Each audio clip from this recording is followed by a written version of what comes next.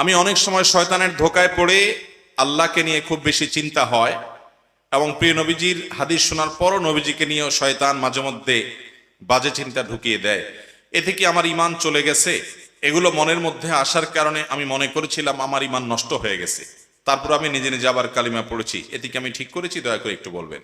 ভাইরা আমার, এই ব্যাধিটা এত ব্যাপক আকার ধারণ করেছে, আমাদের অনেক ভাই বোন আছেন যারা এই একই প্রশ্ন আমাদের কাছে করেন যে তাদের মনে আল্লাহকে নিয়ে বাজে চিন্তা আসে, আল্লাহ সম্পর্কে নোংরা চিন্তা ভাবনা আসে, নবী সাল্লাল্লাহু আলাইহি ওয়াসাল্লাম সম্পর্কে বাজে চিন্তা আসে।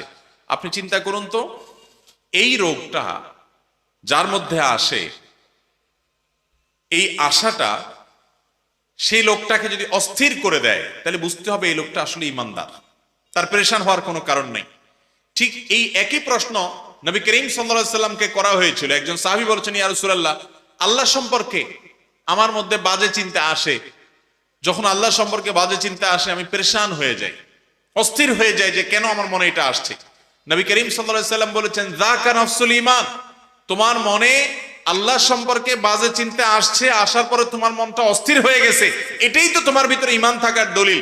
কারণ খালি ঘরে চোর আসে না, যেই ঘরে টাকা পয়সা জিনিসপত্র থাকে ওখানে চোর যায়। তোমার মনের ভিতরে শয়তান এসে তোমার ভিতরে যেহেতু ঈমান আছে, এই জন্য বাজে চিন্তা ঢুকাচ্ছে, তোমার ঈমান নষ্ট করার চেষ্টা করছে। তুমি সেটা টের পেয়ে গেছো, অস্থির হচ্ছ, পেরেশান হচ্ছ, এর মানে হলো তোমার ভিতরে ঈমান আছে। এটা ঈমান থাকার প্রমাণ। তোমার টেনশনের কারণ নাই, বরং আল্লাহ শুকর আদায় করবা, আর এটাকে একেবারেই আমলে নিবা না। এরকম ইচ্ছার বাইরে মনে বাজে চিন্তা শয়তান ঢুকিয়ে দিচ্ছে, এর কারণে আপনার ঈমানের ক্ষতি হবে না, এর কারণে আপনি বেঈমান হবেন না, বরং এরকম পরিস্থিতি আসলে কয়েকটা কাজ করবেন। নাম্বার 1, এটাকে একদম আমলে নিবেন না। নাম্বার 2, খুশি হবেন যে আমার ভিতরে ঈমান আছে, এজন্য শয়তান আমাকে খোঁচাচ্ছে। কোন অমুসলিম, কোন ভিন্ন ধর্মের অনুসারী কিংবা কোন নাস্তিক জীবনে এই কথা বলবে না যে তার মনে এরকম হঠাৎ হঠাৎ বাজে চিন্তা আসে, কারণ ওর ভিতরে তো ঈমানই নেই। শয়তান তার কাছ থেকে ঈমান ছিনায় নেওয়ার চেষ্টাই করবে না। শয়তানকে আমরা দেখি না, গোটা কোরআন জুড়ে সবচেয়ে বেশি সাবধান করা হয়েছে আমাদেরকে শয়তানের ব্যাপারে। আদুউন মুবিন, আল্লাহ তাআলা বলেছেন, সেই শয়তান সম্পর্কে আমাদের ধারণাই নেই, আমরা জানি না। আমাদের রগে রগে সে ঢুকতে পারে। ইন্নাশ শায়তানা ইয়াজরি আহাদাকুম মাজরাদ দাম, আমাদের রক্ত প্রবাহের সাথে মিশে যেতে পারে, আমাদের উপরে প্রভাব বিস্তার করে, বাজে জল্পনা কল্পনা তৈরি করে, খারাপ পথে নেওয়ার জন্য আমাদের মনের ভিতরে প্রভাব সৃষ্টি করে শয়তানে। এই শয়তান সে কিন্তু কোনো ওই যে শয়তানের অনুসারী, শয়তানের গোলামের মধ্যে পাবেন না, তার মধ্যে শয়তান থাকে না। ঈমানদারের মনে বাজে চিন্তা আসে, এই কথা চিন্তা করে আল্লাহ শুকর আদায় করবেন। তাহলে প্রথম কাজ হলো এটাকে পাত্তা দিবেন না, এর কারণে আপনার ঈমান ক্ষতি হবে না। দ্বিতীয় কাজ হলো আল্লাহ শুকর আদায় করবেন, আমার মধ্যে ঈমান আছে দেখেই আমার মধ্যে এগুলো আসছে, নবীজি বলেছেন সেটা। নাম্বার 3, এরকম বাজে চিন্তা আসলে আমানতু বিল্লাহি ওয়া রাসূলিহি, এটা পড়বেন, আমানতু বিল্লাহি ওয়া রাসূলিহি, আমি আল্লাহ এবং তার রাসূলের প্রতি ঈমান আনলাম। এটা বললে দেখবেন যে মন থেকে শয়তান দূর হয়ে গেছে। আর 4 নম্বর কাজ হলো বাম দিকে প্রতীকী থুতু নিক্ষেপ করবেন, বাম দিকে।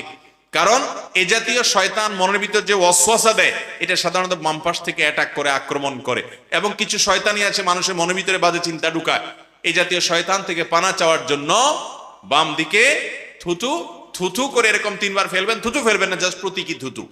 তাহলে এই কাজগুলো যদি করেন, সেই সাথে আল্লাহর কাছে সবসময় পানা চাইবেন। ভাইরা আমার, আমরা এমন একটা সময় আছি, আখিরি জমানা, চতুর্দিক থেকে ফিতনা, ঈমান ধরে রাখা জ্বলন্ত কয়লা হাতে রাখার চাইতে কঠিন হবে। সেরকম একটা সময় আমরা অনেকটা পার করছি ভাইরা। এক একভাবে এক একজনের ঈমান নষ্ট হয়ে যাবে। কত মানুষ কত জায়গায় ঈমানকে বিলিয়ে চলে আসবে, কেউ খেলার নামে, কেউ সম্পদ আহরণের নামে, কেউ নিজের ভোগ বিলাসের নামে, এক একজন এক একটার নামে ঈমানকে শেষ করে দিয়ে আসবে, সে টেরও পাবে না। ইউসবিহুর রাজুলু মুমিনা ওয়া ইউমসি কাফিরা, সকালবেলা ঈমানদার থাকবে, সন্ধ্যায় বেঈমান হয়ে যাবে। আও ইউমসি মুমিনা ওয়া ইউসবিহু কাফিরা, সন্ধ্যায় ঈমানদার থাকবে, সকালে বেঈমান হয়ে যাবে, টেরও পাবে না। কচুর পাতার পানির মতো হয়ে যাবে ঈমান। জ্বলন্ত কয়লা রাখা যত কষ্টের হবে, ঈমানের উপরে টিকা তত কঠিন হবে। এরকম জটিল একটা পরিস্থিতির মধ্যে আমরা আছি। আমাদের ছেলে মেয়েরা, তাদের জন্য ভবিষ্যৎটা আরো কঠিন হয়তো হবে। তো এই জন্য আল্লাহর কাছে ভাই চোখের পানি ফেলে পানা চাইতে হবে, আল্লাহ আপনি আমাকে হেফাজত করেন।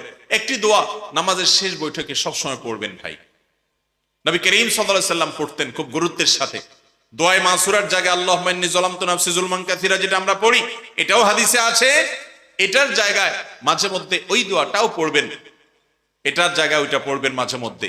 নবী সাল্লাল্লাহু আলাইহি ওয়াসাল্লাম পড়তেন আল্লাহুম্মা ইন্নী আউযু বিকা মিন আযাবিল কবর, আল্লাহুম্মা ইন্নী আউযু বিকা মিন আযাবি জাহান্নাম ওয়া মিন আযাবিল কবর ওয়া আউযু বিকা মিন ফিতনাতিল মাহইয়া ওয়াল মামাত ওয়া আউযু বিকা মিন শাররি ফিতনাতিল মাসীহিদ দাজ্জাল। চারটা জিনিস থেকে নবী সাল্লাল্লাহু আলাইহি ওয়াসাল্লাম পানা চাইতেন। জাহান্নাম থেকে পানা চাইতেন, কবরের আযাব থেকে পানা চাইতেন, জীবন এবং মরণের ফিতনা থেকে। দুনিয়াতে যত রকমের ফিতনা আছে, এই যে মনের ভিতরে বাজে চিন্তা ঢুকাচ্ছে শয়তান, একটা ফিতনা, এই ফিতনা থেকে পানা চাইতেন। অনেকে অনেক কিছুর নামে ঈমান হারা হয়ে যাবে, সেটারও পাবে না, ঈমানের চেতনা হারা হয়ে যাবে অনেকে, এবং দাজ্জালের ফিতনা থেকে পানা চাইবো। অতএব সর্বশেষ আমল হলো আল্লাহর কাছে পানা চাইবো বেশি বেশি করে। আবারও বলছি, আল্লাহকে নিয়ে বাজে চিন্তা আসছে, প্রথমত এটাকে কেয়ার করবেন না, কারণ এটা শয়তান দিচ্ছে, এর কারণে আপনার ঈমান নষ্ট হবে না। দ্বিতীয়ত, এটা ভেবে খুশি হবেন যে এটা আপনার ভেতরকার ঈমান থাকার প্রমাণ, যে আপনার ভেতরকার ঈমান হরণের জন্য শয়তান চেষ্টা করছে, আপনি টের পেয়ে গেছেন। নবী সাল্লাল্লাহু আলাইহি সাল্লাম এর হাদিস অনুযায়ী যাকা নফসুল ঈমান, এটাই ঈমানের আলামত। অতএব আপনি এটা ভেবে খুশি হবেন, দেখবেন শয়তান দৌড়ের উপরে থাকবে। নাম্বার 3, এরকম জল্পনা কল্পনা আসলে আমানতু বিল্লাহি ওয়া রাসূলি পড়ে ঈমানকে নবায়ন করে ফেলবেন সাথে সাথে। নাম্বার 4, বাম দিকে থুতু প্রতিকৃতি নিক্ষেপ করবেন।